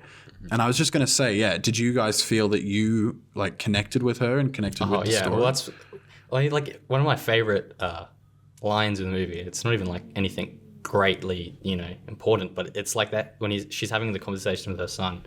It's like the first dinner that they make, and she's like, "Oh, do you like it?" And he's like, "Yeah, it's fine." And she's like, after a little pause or whatever, she's like, "Well, I put less water in it this time, so it tastes better." And sort of just like the delivery of it and that feeling, it just feels like there's a certain sadness like within it. I don't know how I'd articulate that, but it feels very real for a character like that. And I just think it's powerful, like just sitting there, because obviously you're kind of there with it, so you feel that sort of exchange, that awkwardness, that sadness within it. That to me was one of the. I know it's kind of a nothing scene, which is weird to say for this movie, but that was something that I actually felt very powerful. Like, was very powerful in it. What I find interesting is that we haven't really gotten into the ending, and do we want to get into the ending? Absolutely, but not yet. Not yet. Maybe. Well, I do. I'll save that point. What I wanted to say about the organicness of the film, which you brought up, is one thing I really like is the fact that unless you're some sort of rock, the point's going to get itself across. Yep. Which I think is brilliant. That it so easily gets its point across, and it's due to the repetition, I think. Yeah. In the the main length part. as well. But there are a lot of films that have a point to say and they just don't get it across well at all. Yeah. Well, this is another. And Sorry to interrupt you. Keep going. I was just going to say the simplicity of the film brings the point out so much more than if it were to be more complex, which is, I think it's beautiful. It's quite, not poetic, but it's very symbolic. This is sort of not exactly that, but this is kind of a question I want to raise. Is obviously, you mentioned how it feels very natural as a feminist film, and obviously today we see similar attempts. I'm going to say they don't feel natural. And my question was going to be, do you think the reason this successfully feels natural is because of the fact that it is from the feminist gaze, or not the feminist gaze, the female gaze or the feminine gaze? I want to use more specifically, because when you say the male gaze, it has certain connotations as sort of sexualizing. Because I think in modern films, it still has the masculine gaze, but not necessarily as a sexual thing, but just like certain masculine ideologies are still what's sort of carrying movies today. So when you try to filter in things from a feminine perspective through a masculine lens, it doesn't feel natural. And I think like maybe something like Star Wars, that is a very sort of masculine ideologic. I don't even know how you'd say that word, but you get what I'm trying to say there. And so when you have sort of more trying to present perspectives from outside that, they feel unnatural because of that, but obviously secondly they're done poorly. But I wonder how important it is to have the actual lens or the gaze that the film is sort of presented through. How important that is in making the ideas feel natural. So I think that's a super good point, and it's I think it is super important. And I think back to, I mentioned last episode talking about Killers of the Flower Moon, that, I mean, Marty Scorsese, what was her name? First name basis. Molly Burkhart. Oh, the character, yeah. Molly Burkhart in Killers of the Flower Moon, played by Lily Gladstone. Yeah, I was trying to remember was such a complex and well-written female character, and definitely, like, Scorsese didn't objectify her or anything, and she was a well-written, feminine, like, complex character. And so I think there are a lot of male directors who can't even achieve that, and he can achieve that. But Scorsese, even him as talented as he is, could never make something like Jeanne Dielman. And I think that's truly because, like, through that feminist gaze and the female perspective, Is it that lived perspective, that Chantal Akerman, something this natural and authentic could only be created by someone who truly has lived that, which no man would ever be able to depict that as sort of, what is it, effectively or As authentically. naturally, yeah, authentically maybe, whatever authentically really means, but you know. Yeah, well, you get the idea. it's set right after, obviously, or within the ending period of the 60s feminist movement. Not set, sorry, made. Made. So Chantal Akerman would have like been a She's gone through teenager her when that happened. Yeah. teenage years, and because she's only made this when she's 25. Yeah. So she's gone through her teenage years Yeah, in that that's strong really feminist interesting. movement. And so if this is the product of that, then she's got the most brilliant idea out of it, and turned it into a piece of art. I think, yeah, that's really interesting that she was only 25. So I wonder what specifically influenced, was it something specifically in her life where she felt this repetition, or she knew someone who had, I read something about her mother.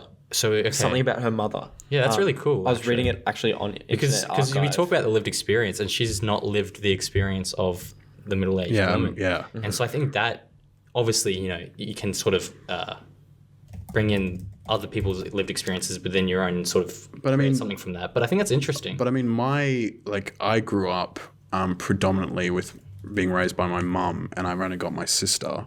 And I also, for 10 years, lived with my grandma. So I was surrounded by Yeah. women and I got their perspectives on a lot of things. And one thing is that, and I think the reason maybe Chantal Akerman was able to pull this off is that it seems to be almost no matter what age, you know, women understand each other in a really sort of unique way that perhaps men don't at different ages. Like they have a sort of similar sense of shared experience. And do you think Like that's walking, for example, like subconsciously, like, you know, when no matter what age, if a girl's walking alone at night down the street, she's Yeah, going to be yeah. afraid. And they'll all have that sort, or like on edge, you know yeah, what I mean? whereas for dudes, it's not really. For the dude, but it might be different. So if he was an older man, Yeah. he's older and he might be thinking, I'm old, I'm not as strong or something. Yeah. And if it was a young boy, maybe the boy would be afraid as well. Yeah, okay. But, you know, Yeah. whereas I don't think no matter the age, on certain levels, girls have a complete universal And do you think that's the product? conscious, Yeah. shared consciousness. Do you know think what that's I mean? the product of, I guess, our society? Yeah. Or do you think that's a product of something within the nature of like just the female? Well, I think, sex? I think No, it's definitely. But I think, the I don't. former. 'Cause that's what I'd say. Like, Because- right, there's because the society- shared consciousness of the female gender. Actually, would you say it applies to just the gender, or is it, you know, the sex comes into play here too? Well, I think it's basically over the centuries and millennia of you know, male dominance in societies Yeah. and women, you know, because like neurochemical stuff is passed down and all that sort of thing. You know? Yeah. And as time's gone on over the, you know, as I said, thousands of years of development of the human species, because of those experiences and they keep having them. Every single generation of women has them. And so at a point they become a part of the ingrained part of the brain's makeup, you know what I mean? And so I think that's how. Well, you know. there's also there's the physical inferiority It's- as well, which will always play a part Oh, just yeah. in terms Yeah. of size, Yeah. strength difference. That's Yeah, always going to play a part, but it's definitely more socially driven in terms of this is how, as you said, they've lived forever and ever and ever. Yeah. But I did find that section of the article that I was talking about her mother. Okay. So, and just before that, it says, Jeanne Dielman said, "This is the result of my research on form in America and storytelling in Europe." So that's the film. And then she says, "I never escaped from my mother. This is a love film to my mother." So it's an appreciation of the mundaneness of her mother's life. Right. Okay. Yes. Sort of, at least that's how I interpret it. It gives recognition to that kind of woman. It gives her a place in the sun. Which And I is think- beautiful. That's and awesome. I think that's so cool. Yeah, I think that's great. But I also think if a guy, like if Chantal Akerman was a dude and still had that same experience that she had, like watching her mum have this mundane life, I still don't think a man would be able to make this film even appreciation of his mum, even if he saw the same exact experience. Yeah, that he'd have a crack, but Chantal it'd never had, be you the know. same. Yeah, Because because it'd be like there's not that fear of, oh my it'd be God, I'm like- going to turn into my mum. it'd be or like anything that. translating a book from one language to the other. You know, it's like it's the same, But there's but so it much misses that's different. something. Yeah. Yeah. because it doesn't. Yeah, There'll never be it's never a perfect translation. Well, there's, Yeah. as I said before, there'd never be the fear of, I'm going to turn into my mum. Or what if this happens to me if you're a guy? You know? I think the other thing that this is something I was just thinking about before is that I think this is just something that goes for any movie or anything in general that's art, is there's not just one gaze that is projected out to it. It's sort of like there's a multiplicity there where it's like, you know, you have the male gaze is always active in some sense. But I think when movies are made, it's not like this person has one perspective on what they're making. I think that's what is also like would be very interesting to analyze this film. Obviously, it's specifically the feminine gaze. You can't control also audience interpretation. No, yeah, that's the other thing. Yeah, but I think that'd be really interesting to sort of come at this movie and try and figure out the gazes that act most strongly within the film and how they interact to create it. Because again, like immediately, most likely dudes could just watch this movie and not think about sort of the implications, and they just say it's a woman doing dishes and making meatloaf. Like, fucking boring, you know. I think so. I don't think so. I think you got to be a rock. It's possible, but you really got to be just thoughtless in the film. And if you're watching a 3-hour film and you're committed to it, ending, which I think the ending really solidifies things. If the ending wasn't as it is, and like the movie just sort of ends, like, and she just goes to sleep again, maybe there might be a different interpretation. But the ending really solidifies what it's going for. I think if the ending didn't happen, it's similar, but it's not, because obviously the point of this film is part of it is what happens when the routine falls apart. And how that obviously there's the psyche of this woman specifically, but I guess women in general of that time, perhaps, is something that is unstable because of the way that their lives are set up. So as soon as something goes wrong, there's and also it compounds, then everything goes wrong within their psyche. The film is there's multiple levels of stuff that's happening in the sense that it's a character study on just her, Jeanne Dielman, and the way that the sort of routine around her makes her lead to that ending. But then also, in general, it is also a commentary on just women in general, just that, or you could get rid of sex and just sort of the banality of life. The bourgeoisie, and you can disregard the ending almost, and that message stands on its own. But then the ending perhaps is more crucial for the Jeanne Dielman specifically exploration. You know what I mean? Well, it's just the depravity of like a real life, a true life, in terms of what you're seeing everyone else live. Yeah. And then there's you. And one thing I do want to touch on, because we've mentioned it briefly, but just how authentic, I guess, the actual depiction of her falling apart is, with that breaking of the repetition, just the emptiness, that depressive state of nothing after, you know, she fucks up the coffee and she's, as you said, she's sitting there and she freaks out. But so she, like, you know, when somebody is, for instance, me, when I'm super upset, it's just nothing. Yeah. It's like you feel nothing, you're just doing nothing. Yeah. And she starts doing that more frequently towards the end as well. Yes. Which is just, I feel, accurate or true. Yes. Another question, actually, is do you think that the final act of her stabbing the dude is an act of defiance, or is it just an act of collapse? Collapse. Or maybe both even, I don't know. Because I think I would say it's collapse. Yeah. Because obviously by the end of it, she's just kind of sitting there and she doesn't know what the hell to do with herself now. Yeah, I think it's collapse. But is there a sense? I think it's overwhelmed. Overwhelmed, yeah. And she's just sort of lost the plot. Yeah. It's not defiance, because if it was defiance, she would probably have like run out of the apartment and maybe like started sprinting through the streets or something. But she just sits back down like it didn't happen. You know, And goes back to her routine. Yeah. Like, because it was night, so that would be about the time they'd be having dinner anyway, but she just sort of sits there. Yeah, she just sits there. Which is why... That's the other thing. That's another moment of nothing. Mm-hmm. So I wonder what the commentary on nothing is, of doing nothing, I suppose, as well as specifically, and maybe like how that provides that sense of that ability for reflection. When you're not doing anything, that gives you the time. I realized that we didn't actually say what happens. Have we really not? She's fucking a dude and she grabs scissors that she was using. Well, no. So she's not fucking him. He's fucking her. And she had some scissors. And then he lies down. She had some scissors in the bedroom from opening a disappointing birthday gift that she'd received, I believe, from her sister.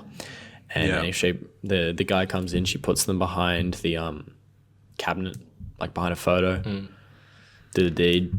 then she just grabs I think and what's stabs also him. interesting. Yeah, so like as we mentioned, she's sort of a prostitute on the side, Yeah. and then she you see her with clients throughout the whole movie, and then at the very end of the movie, she kills one of her clients Yeah. with scissors, and And I think what's interesting as well is obviously just so people understood what we were talking about. You know? What's interesting as well is the scissors she used obviously were to cut or Mm-hmm. open the package, which was also another example of disruption of her usual routine. Yeah, because she they didn't- usually kept in the drawer, and then she just quickly chucked obviously, them on obviously the... that specific routine, that disruption was obviously like a positive one in the sense it's a gift, but it's like interesting that that disruption, and then the other one, they sort of draw this line where there's like no distinction between positive and negative. It's a disruption either way, because by bridging the gap using the scissors to kill him, it sort of puts him on the same level as a disruption. And I think that's interesting, obviously, in what that says about the life of someone who's living just a routine and has to be within that routine. She probably never would have killed him too if she didn't get the birthday gift, Yeah. which is crazy. Yeah, that's like that. I think that's the other thing, right? That puts that.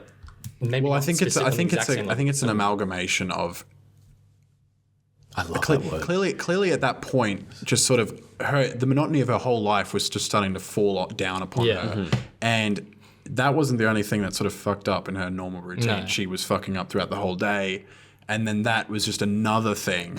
I don't think the package is the catalyst for her stabbing the dude. I think it's like No, but it's the circumstance that leads to it, because if you don't get the it package, you don't directly get the leads to it. scissors. But you know what? you You know what? That sort of I think is kind of funny now is that obviously the point is that it's repetition, and then there's the disruption of the repetition, but then Yeah. that disruption becomes repetitive as well, and so it's like it's like a repetition within a repetition. yeah. But obviously, it's like the positive repetition and then a negative repetition, which sort of unwinds the other one, and then that is what ends up leaving nothing there. That's actually like pretty interesting. You have like one way going that way, and then it unwinds it, and then you end up with a nothingness. brings back to you. Yeah, and I wonder then what you end up with, right? Because obviously the film ends with the nothingness. And Jail. Well, that's what, yeah, but that's obviously the literal thing. that would Nothing happen. forever. But what is the film saying by leaving us with nothing? I will say as well, and this is like such a random point, but I was pretty comfortable with the pace, once I got into it and was fine with everything. But I actually found that very final shot of her sitting there the only thing that I thought went on for too long. And I don't know why, but it It was long. because I think I watched a 10-minute extra long version. So I don't know whether my version was longer So is the than whole yours. ending 10 minutes? No. He doesn't know where the. I don't know where I don't know where the 10 minutes is, but she sat there. Shorter than one we Yeah. watched. She sat there, I'm pretty sure, for about 7.5 minutes. I think ours is close to that. in that shot. And at a point, I was kind of going, okay, guys, I get it. Well, That was the only I time kept half in the whole expecting movie. police sirens are going to come. And, Well, there was no. There she's was just so there, like, little and then she puts her sound head in the down, whole she puts her head film. up. Yeah. Yeah. I don't know. I think it's a brilliant film, and the more you unpack it, the more you're going to like it. Yeah. I think, especially with people that Yeah, are I've really enjoyed unpacking it. I Yeah. think that was. Yeah. I think that It's a is lot more fun than beneficial. watching the movie. Ironically. No, that's actually something that is said about it. Like, Yeah. no joke. People Yeah. people say that, and I don't agree with this as much, but they say that about Tarkovsky movies. Tarkovsky movies are actually more fun to talk about than they are to watch. Though that's actually comparing this to a Tarkovsky movie is kind of interesting I guarantee you he liked this movie. in the sense that I thought this movie was awesome. I wonder whether he watched it. He would I have. totally would have watched it. there's something about these He has a sort of- top 10 favorite films list somewhere. There's something about slow, long movies that stay with you, right? Well, that not, are actually not really only do they interesting. stay with you, but I think it's because it's the act of it's a journey. You sit there for a long time with these characters, and then most long movies are obviously epics, like Kills the Flower Moon or Lawrence of Arabia or any of this stuff. But this one is even more special because it's not epic at all. But somehow And that is so epic. But somehow it stays with you. You know what I mean? Yeah. But I think the runtime is one of the biggest tools that this movie uses to its advantage. The runtime is so required. If it was like an hour 45, it would be forgotten about. This movie would be forgotten about. It's the fact that it went on for so long and so little happened that you absorbed everything. That's why it's sort of, I think, maintained its significance. Yeah. It's a dope movie, bro. Honestly. Yeah. I mean, Not I something think most people would expect to hear. if one of us would, I think obviously we would have all gotten something out of it. But if we were just to watch it alone and then never talk about it, you get a completely different outcome. Not completely different. Well, You I get an think- altered outcome, which is less positive in its impression on you than what I believe all three of us have got out of it. Yeah, well, I mean, I finished it and really liked it, but I will say, and when we get to the ratings, we'll mention it then, but like this conversation has elevated it a little bit. Yeah, I was just thinking that literally like right then. Yeah. Like my thoughts before talking about it to after talking about it have changed it and my Improved mind a it? lot. Oh, definitely. Yeah, absolutely, same. It's something that also like, again, when you talk about like rewatching something, like it would take me a long time, I think, to rewatch this because I also think, as you said, it's long and it stays with you. And I think this will stay with me a long time before I feel like I've like forgotten it or something and have to rewatch it. Yeah, because it's not like, oh, I forgot this one scene that happened. Or Yeah, you didn't exactly. I think forget the only time I'd ever watch this again is if I became aware that I was starting to lose that appreciation of And that's what my mother or a partner in my life or something, and just need to be grounded again. But I don't think I'll ever. Hopefully, Well, I would But that's say what I. lose But that. I just mean in the sense that it's weird that we can think a movie is so good and like it so much, but also have that feeling. I never that wanna watch that it was my again. experience with 8.5. I haven't seen it yet. Yeah, see, like 8.5 is definitely something. Although you'd finish it and you go, I'll definitely see that again someday. No, see, I finished and I said, I don't think I want to watch this Not again. Like, immediately. I really it's thought not. it was great. It's not something like. Yeah. It's not like Stalker, where low key when I watch Stalker, I'm like, I could watch that again like tomorrow because it's so cool. Speaking of Stalker, man, But when I was watched the other great. day, like that experience, right? It's kind of similar and like that it's sort of slow and whatever. But I think what was so interesting about that is I was like on the verge of falling asleep while watching it. So at a certain point in the movie, I was half asleep, half awake, and that was like it just stays with you. So I got to tell this because this is dead true. Is it took me forever to watch Stalker for the first time, and I'm not joking. I attempted to watch it 4 times, and I couldn't actually get through it. I was like, "This is boring," and then I was like, "I'm so committed to this." I like put my phone under my bed or something. I was like, "I'm not touching anything," and I sat there. I got through the whole movie, and I was like, "Wow, okay, I've done it. Fantastic." And then I hadn't watched it again until we watched it at the cinema. And I had seen Jeanne Dielman the day before. I'd finished it the day before. And so I had like a new appreciation for patience and stuff. So then when I watched Stalker, I was going in thinking, fuck, this movie is like so long and like kind of dull. Compared to like Jeanne Dielman, that thing is real quick and it's got like action in it by comparison to Jeanne Dielman. And it made me like Stalker. It made me like Stalker more because I'm watching it and thinking, by comparison, Stalker like moves quickly and has like got stuff going on all the time and shit. The best It's weird. The best word I can use for Stalker, because that's obviously I appreciate it a lot more when I saw it the other day compared to the first time I watched it. Bumped it up to 2 stars out of 10. Yeah. It's mystifying. It really is. It's just like has so many different levels of intrigue. You always want to be there, even though it is slow. And I think the word you were going to use, Isaac, is you were hypnotized. It's somehow like that. The cut from the color palette of the world into the zone is like the most insane thing ever, and the It just happens too. and the richness of the color in the zone is like the most gorgeous shit. Ever. It's like so awesome to look at it in It's- theaters the other day when you're like, I was just sitting there like waiting for the colors. I was like, please, can I hurry up? But that was the thing is like so You're just like on edge for the first couple times I tried to watch Stalker, I couldn't even get to the point where they got to the zone because that's how little I was like, oh my god, it's so boring and it's like so disgusting to look at. Yeah. And I didn't even think about it. I didn't even clock the fact that it was going to change color. I didn't clock. And then boom, it changes color. And I remember like on the watch where I got it done and it changed to color. I went, what the? Yeah. How diverse was our cinema as well? We had people getting beers, people walking out, people snoring. Oh, it was the most Aussie screening of Stalker that could have been. It was packed full of the Brisbane cinephile crowd. Yeah, we had multiple people snoring. The most bathroom breaks I've ever seen for any movie. And people not coming back. Yeah, people just walking out, leaving. A guy goes to get a beer for the last 30 minutes and comes back in with his beer. And then the audience clapped at the end. Yeah.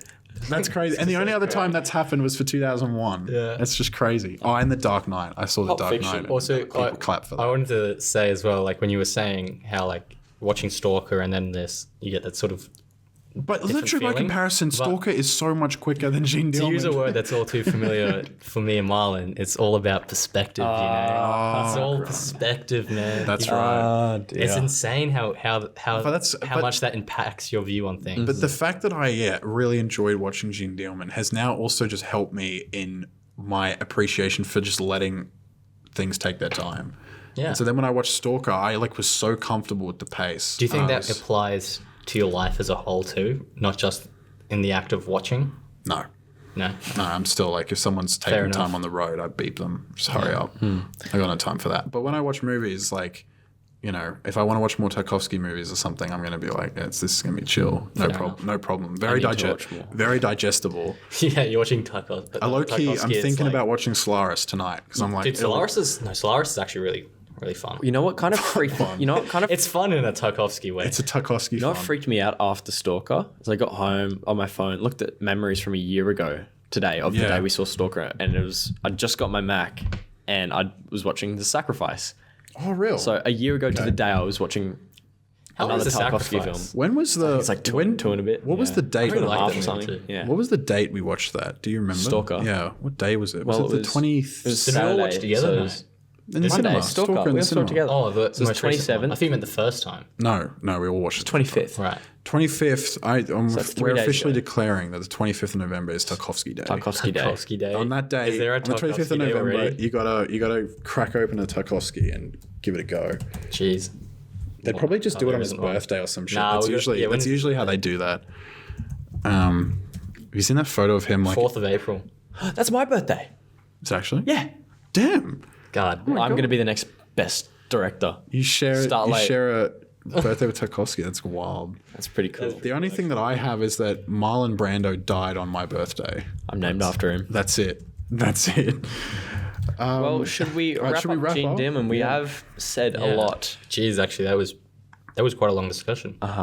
So Says a lot. I mean, it fits, you know. So I'm gonna go first. And actually, this is why this is gonna be a FAPS first. Is that in having this discussion, I want to give this movie a particular rating, and now I don't feel comfortable with the fact that I gave something else this particular rating. So I'm rewinding. We're gonna give The Killer an 8 because Jeanne Dielman's a 9. Oh, now I'm gonna have to do some fancy editing. I'm gonna have to like rewind. I don't even know how I'm gonna do that. So again, this is based on my enjoyment on the first time I saw it. I'm giving An 8. Wow. yeah. Respect, man. Doesn't matter. Figure it out. Or just don't. So the killer's an The Killer is now an 8 because okay. because I like The Killer a lot, but I feel like a 9 is a prestigious grade. And, fair enough. and Jeanne Okay. Dielman is a piece of art. And although The Killer's fun, like I can't give Killer and Jeanne Dielman the same rating. So Jeanne Dielman's a 9. Can I go? Yeah, you can go. I think a brilliant commentary. I've thoroughly enjoyed discussing it, considerably more so than watching the movie. Yeah. And Well, that's a that is universal opinion. that is something I am struggling to get over. Yeah. Is I get the point. It keeps getting driven like into my chest. Yeah. But it's not enjoyable to watch. Yeah. In Say the that main part stabs you in the neck. with scissors. 8 stars. 8. All right, cool. I have no idea. I honestly don't know how I would feel about a rating for this movie. See, low-key, if someone said to me they were going to give it like a 5 out of 10, and then someone also said they were going to give it a Yeah, 10, both are fair. or give it a 10 out of 10, I would Absolutely. understand both. I'd I be think, like, yeah, fair. I think I'm gonna have to go from the sort of point of view of it being a piece of art. Yeah. And I honestly think I might, from that perspective, think it is honestly perfect. Yeah. I don't think it fails at all from that point of view. Okay. So I might give it a 10. I think I'll give it a 10. I'll Okay. give it a 10. That's Brilliant. epic. Yeah. Awesome. That's the second FAPS 10. We're now just waiting for Marlon to give it something a 10. Well, good Well, luck, wait, guys. what did I give it Tony today? 9 or a 10? 9. We both gave it 9. Is there anything I've given a 10 apart from this? Oh, No. not See, even and- even Spider-Verse, man. Yeah. Crazy. Yeah, that was just cap though. You totally should have given it a 10. I remember when you said 9, I was like, rubbish. Because you watched it 4 times. Rubbish. I think you know, I think you have to be honest with yourself. I mean, I didn't even give the first Spider-Verse a 10, and I would say like they're kind of basically the same. Yeah. Yeah. Well, this is a perfect segue into my pick for next month. I forgot we were doing that. Yeah, what is your And pick? the next 2 picks, obviously, that are new films.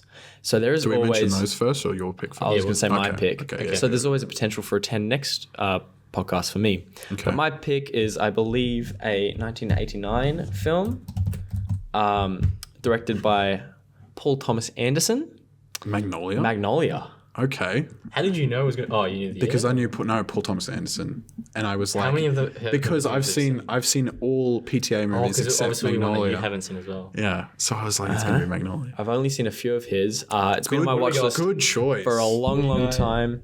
Boogie Nights, The Master, There Will Be Blood, Phantom There's Thread. a lot I haven't seen. Yeah, same. There's tons. But no, I was going through my watch list. Obviously, the criteria is none of us have to have seen it, and I won't have to have seen it.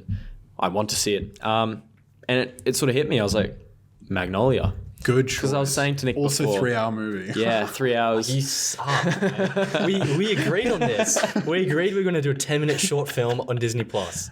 Yeah. We could have done The Iron Groot show. We're gonna yeah, do we that. could have done like a Simpsons special, man. Yeah. Instead, we're doing this. Anyway, We're also doing Wonka, and which is great. The Boy and the Heron. The Boy and the Heron, which actually, because Marlon mentioned Napoleon as my most hype, The Boy and the Heron's become my most hype film of the year. It's just so After it's so Killers of the Flower awaited. Moon. I know. I I'm think Barbie so. Oppenheimer's combined the most hyped thing of the year. For It was. film. It was. But I've just waited so long for The Boy and the Heron that now I so cannot wait. I've never seen a Studio Ghibli new release in the cinema. Neither. And I'm high expectations. And Hayao Miyazaki, who's the GOAT, and he was supposed to retire, and it took 10 years to make this thing. Like I remember them in like 2019, they were talking about this movie, and it was like still waiting. This is the last one, hey.